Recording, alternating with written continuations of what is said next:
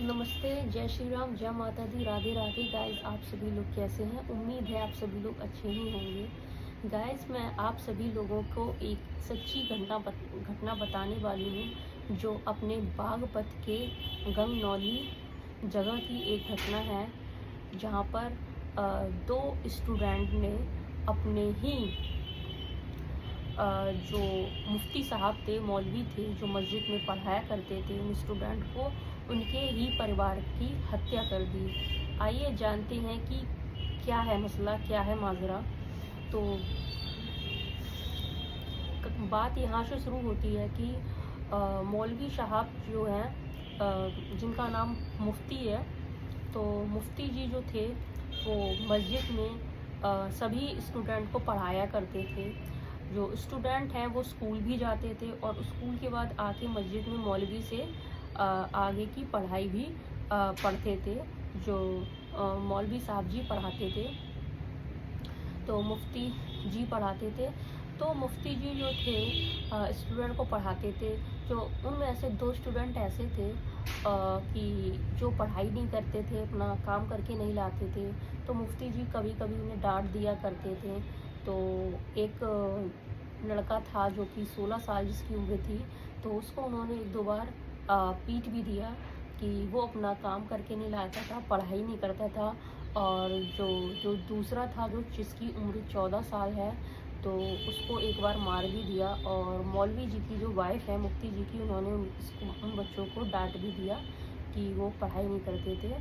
तो एक दिन क्या हुआ कि मौलवी जी हैं सभी स्टूडेंट को पढ़ा रहे थे, और पढ़ाते ही पढ़ाते उन्होंने बोल दिया कि मैं जा रहा हूँ अफ़गानिस्तान से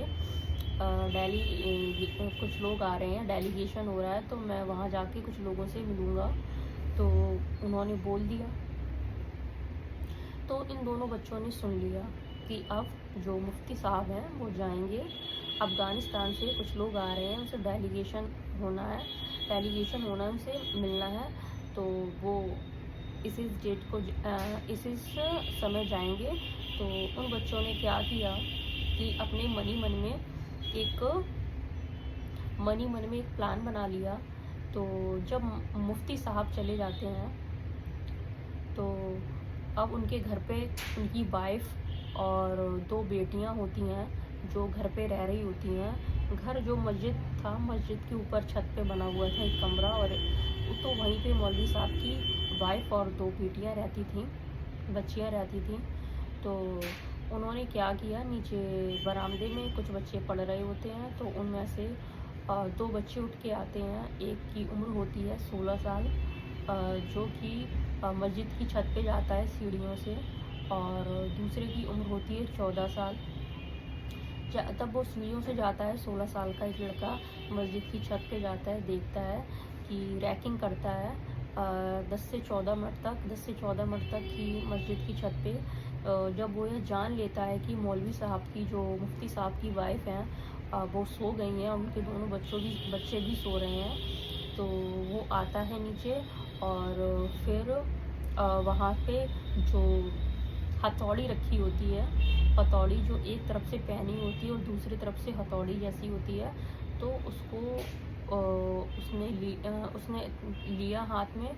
और जो कैमरा था, जो लगे हुए थे मस्जिद में, तो उसने वहाँ जाके कैमरा को पहले बंद कर देता है, और फिर हथौड़ी लेता है और छत पे जाता है। और जो सीढ़ियों से और जो दूसरी सीढ़ियाँ बनी होती हैं, वहाँ से उसका दूसरा साथी जाता है।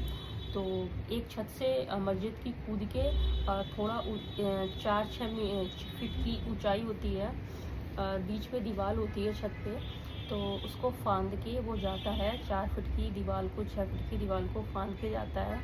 और मौलवी जी की वाइफ जो कमरे में सो रही होती हैं, उनके साथ उनकी दो बच्चियां होती हैं, और मुफ्ती जी की जो वाइफ होती हैं वो 6 महीने की प्रेग्नेंट होती हैं। तो वो उस हथौड़ी से मुफ्ती जी की वाइफ को पार कर देता है। तो उनकी वाइफ जो होती हैं, पहले बार पे नहीं मरती हैं हथौड़ी से, तो फिर तीसरा बार करता है, फिर जाके उनकी वाइफ है ख़त्म हो जाती हैं।